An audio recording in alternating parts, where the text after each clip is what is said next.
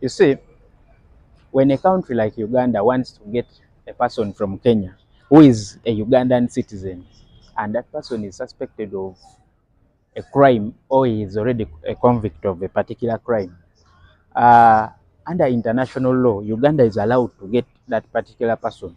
Uh, we call it extradition. But extradition has international laws that govern it. And that host country and the country of origin of this particular person get into negotiations that are lawful.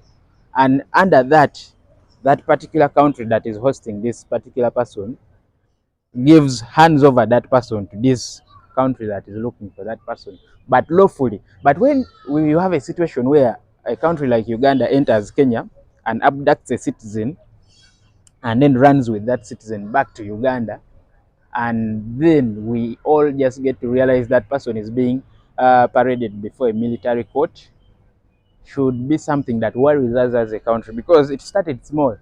It started as an isolated case. We started seeing Uganda going to Kenya, picking up people who get announced as missing or who get announced as abducted. Then after a few days, we see those people being arraigned before Uganda court, and we see the security organs. At first, it is a norm that at first they will deny, but as time goes on, they will begin accepting, and then they begin putting on them cases of terrorism, which we are not saying they have not done because we don't know.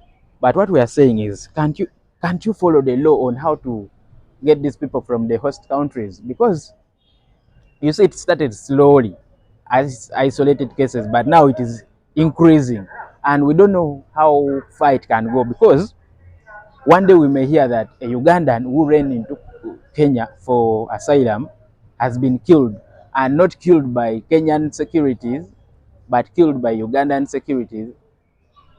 That is something that the international community needs to look into before, even as the local citizens come up to begin saying, international community, look here.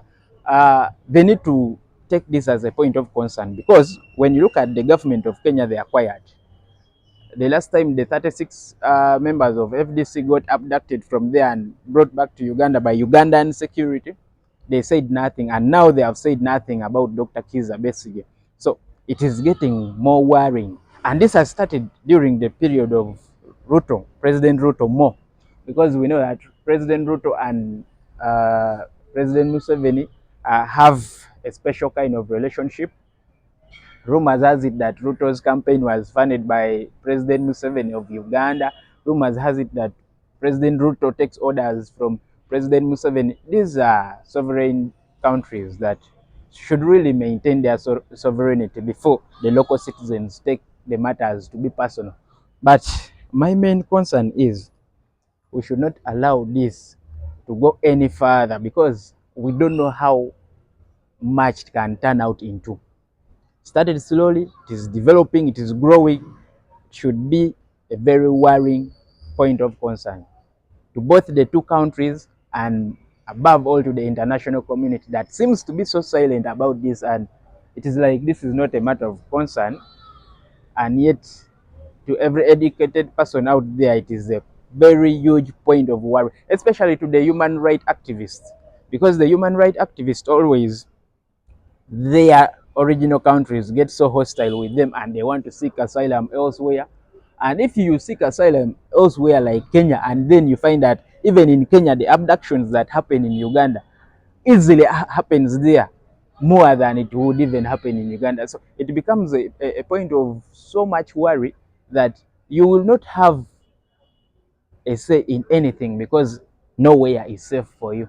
And this precedent is being set by Kenya under President Ruto, which is really, really, really, really bad as you hear it. You can pause it.